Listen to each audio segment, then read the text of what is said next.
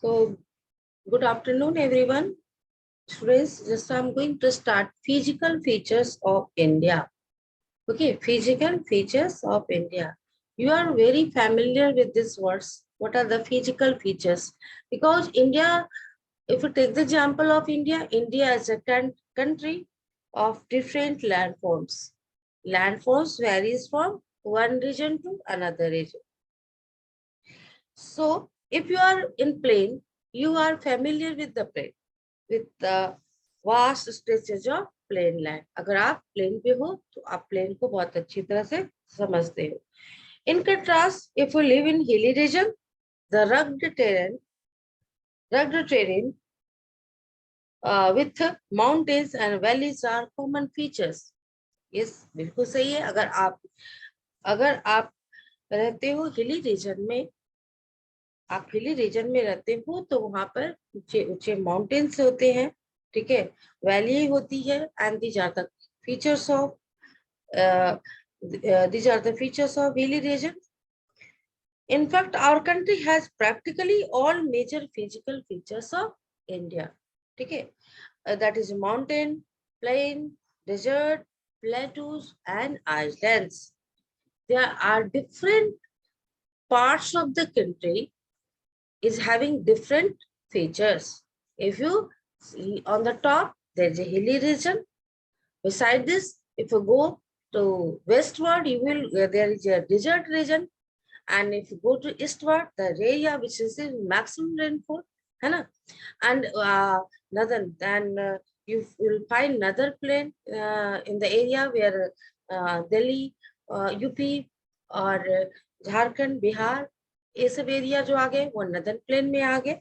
और उसके बाद नीचे स्टार्ट होता है आपका जो ट्रायंगुलर लैंड मास बढ़ गया, वो होता है आपका प्लेटो रीजन. तो इंडिया एक ऐसा कंट्री है जिसका फिजिकल फीचर्स में फिजिकल वेरिएशंस है. बहुत सारे तरह के फिजिकल फीचर्स यहाँ देखने को मिलेंगे. लाइक यहाँ पे माउंटेन है, प्लेन है, डिजर्ट है, प्लेटूज है एंड आइसलैंड्स. ठीक है. The land of India displays great physical variations. There is a great physical variation is there. So, geologically, the peninsular plateau constitute one of the ancient land masses on the Earth surface. अगर पेनिnsुलर plateaus को देखिए तो कह रहा है कि ये पृथ्वी का सबसे प्राचीन लैंडमास इसको कहा जा रहा है. It was supposed to be one of the most stable and land blocks. The Himalaya and the Northern Plain are the most recent landforms. As you know that Himalaya जो है उसको यंग माउंटेन कहा जाता है because it has formed in early form. So कह रहे हैं कि it was हिमालय जो है नॉर्थ हिमालय जो है वो are northern plain. Both are most recent landforms. इनको कह रहा है कि ये recent landforms में है. ठीक है.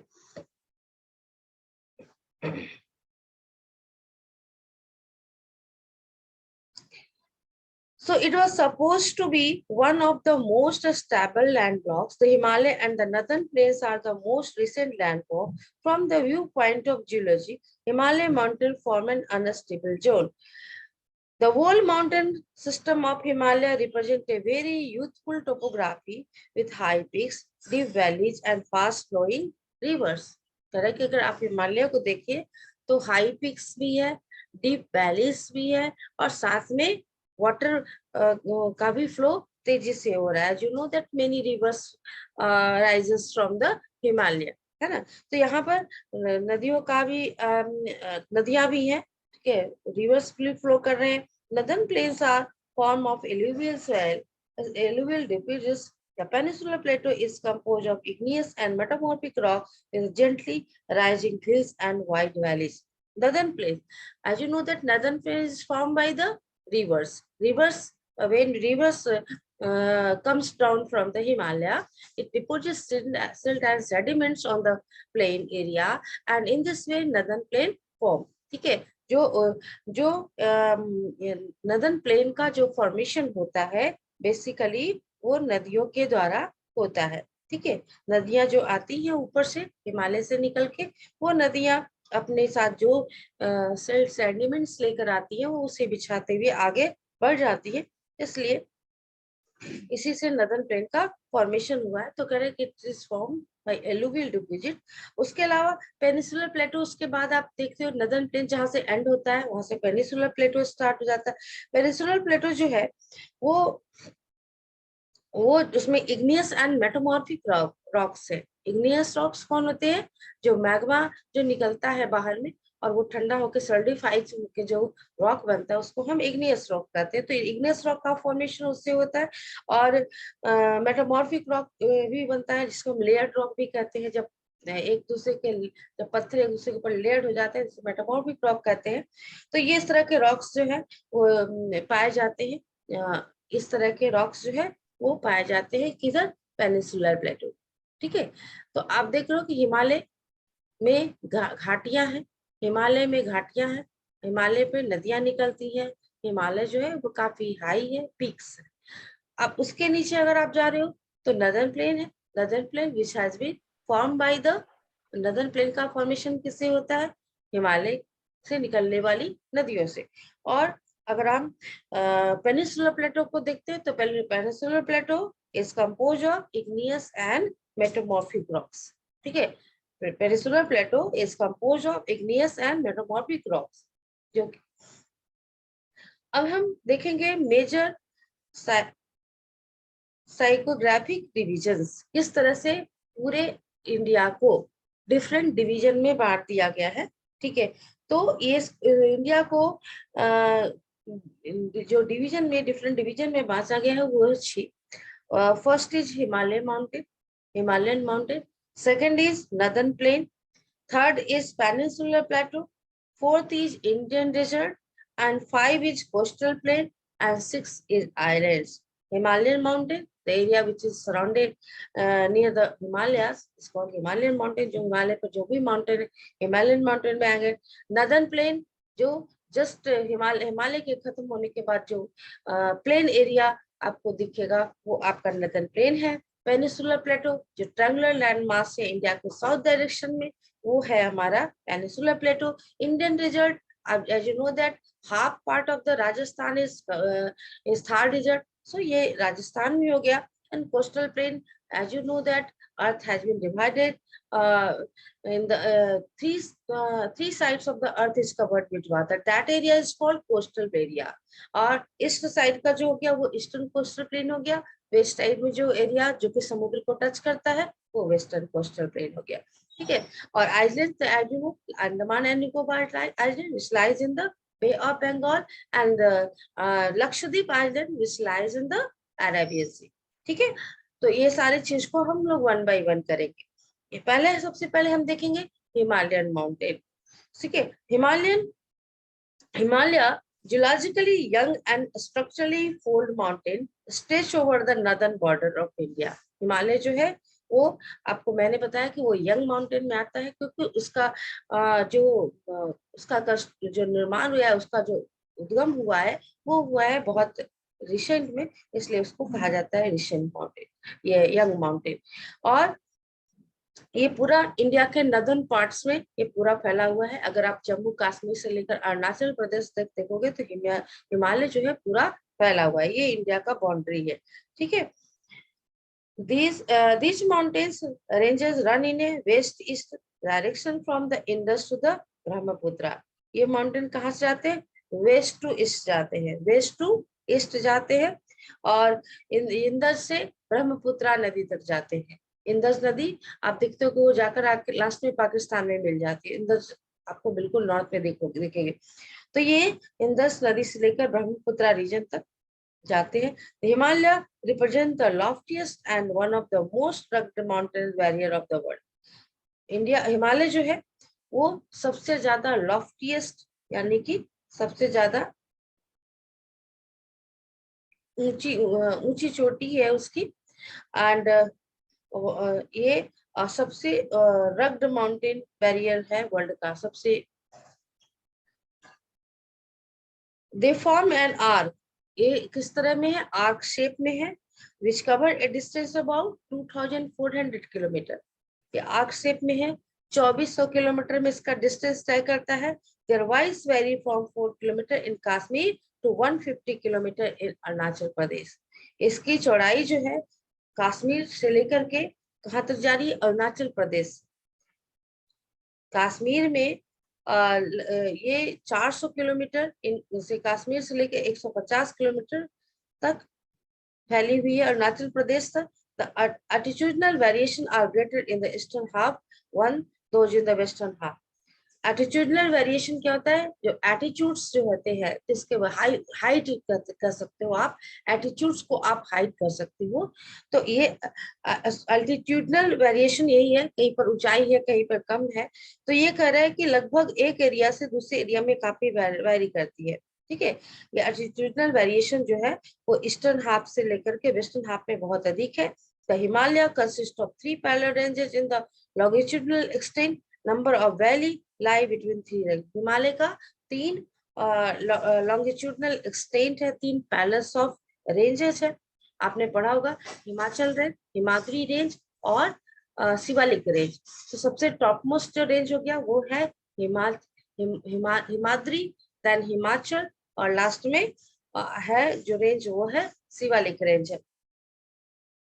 A number of valley lies between this ranges, और इस रीजन के बीच बहुत सारे रेंज के भी बहुत सारी घाटियां हैं। द नॉर्दर्न मोस्ट हिमालय और the Himadri is the most continuous range consisting of loftiest peak with average height of 6000 metre. जो टॉप मोस्ट पार्ट जो हो गया हिमालय का, वो जो है उसको हिमाद्री रेंज कहते हैं।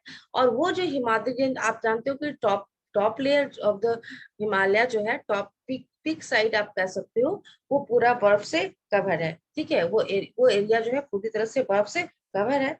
और ये सबसे इसका हाइट भी अधिक होता है, और लगभग ये 6000 मीटर तक इसकी हाइट जाती है। It contain all prominent Himalaya peak, इसमें सारे हिमालयन पीक्स आ जाते हैं। मतलब एवरेज हाइट बता रहा है कि जो एवरेज हाइट है वो 6000 किलोमीटर की है। एक मिनट स्टूडेंट्स।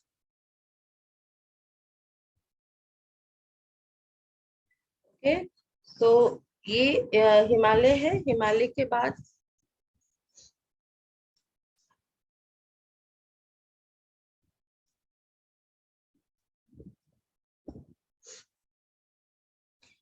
आपको मैं बता रही थी कि 3 रेंजेस हैं। जो सबसे टॉप मोस्ट रेंजेस है वो हिमाद्री रेंज है, which is covered with the snow. उसके बाद जो रेंज है वो हिमाचल रेंज होता है। ठीक है, हिमाचल रेंज के बाद जो रेंज आता है, हिमाचल रेंज के बाद जो foothills of the Himalaya है, that is called Shivalik range. ठीक है, तो यहाँ पे आप देख लो कि सबसे highest peak of the Himalaya में सबसे हाईएस्ट पीक है mount Everest. Mount Everest is the highest peak and it lies in Nepal, and इसका हाइट कितना है? 8848 kilometres. Second highest range is Kanchenjunga, which is in India, and its height is 8598 meters. उसके बाद आप देख रहे हो मकालू है जो कि नेपाल में है, धौलगिरी है नेपाल में, नागा पर्वत है इंडिया में, अन्नपूर्णा है नेपाल में, Nanda Devi India, Kamet India, Namcha Barwa India, and गुरिया मंदाता नेपाल। तो ये सारे डिफरेंट हाईएस्ट पीक हैं। ठीक है, the fold of the great Himalayas are asymmetrical in nature. The core of this part of Himalaya is composed of granite, is previously so found, and a number of glaciers descend from this range.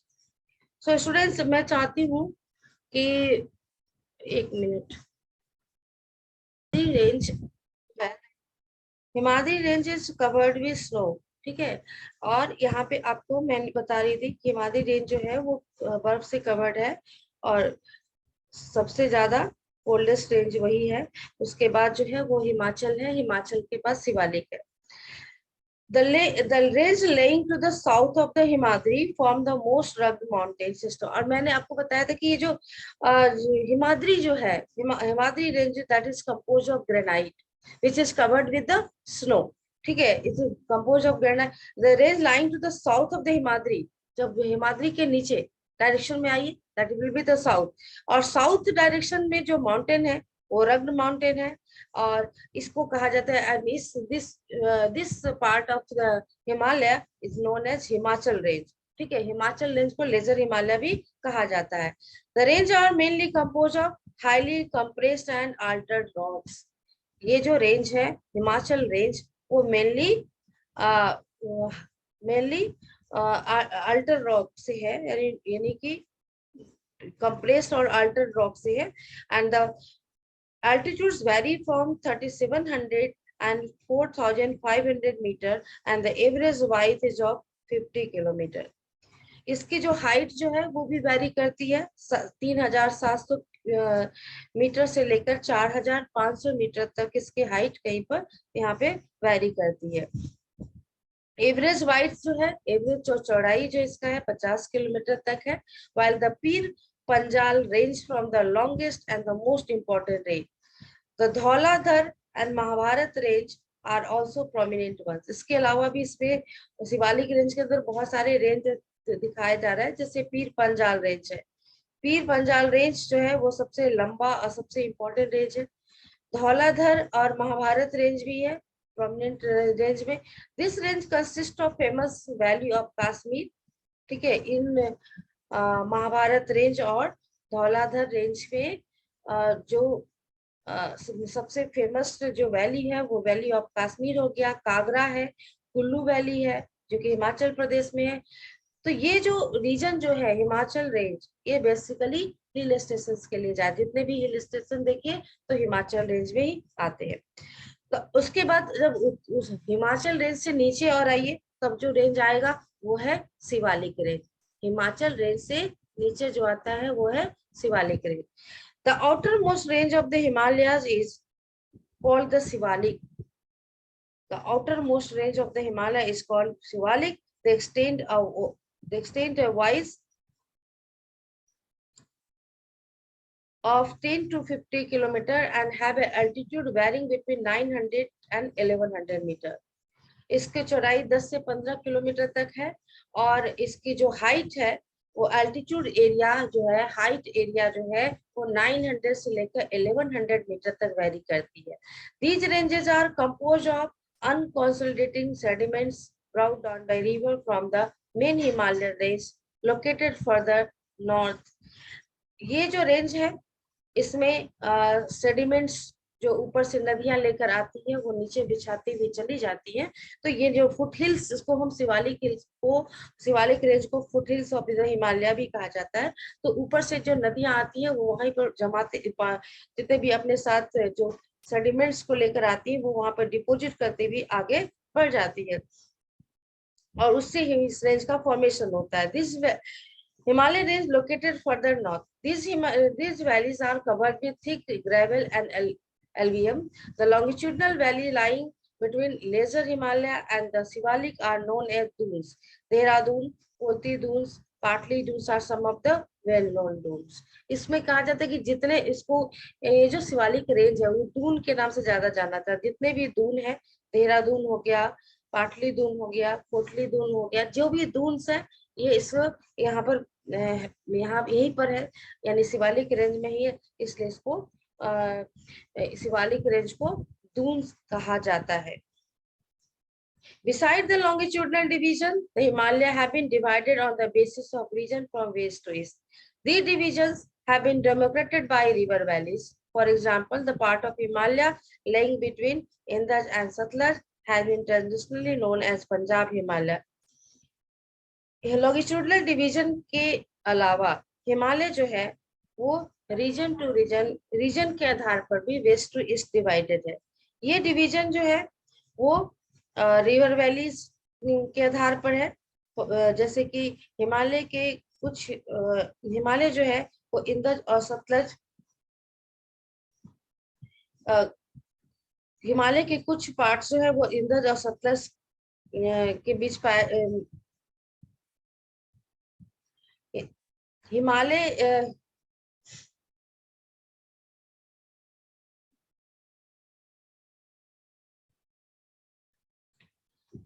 वो हिमालय के part जो कि इंदज और सतलज के बीच पाए जाते हैं, उन्हें पंजाब कहा जाता है।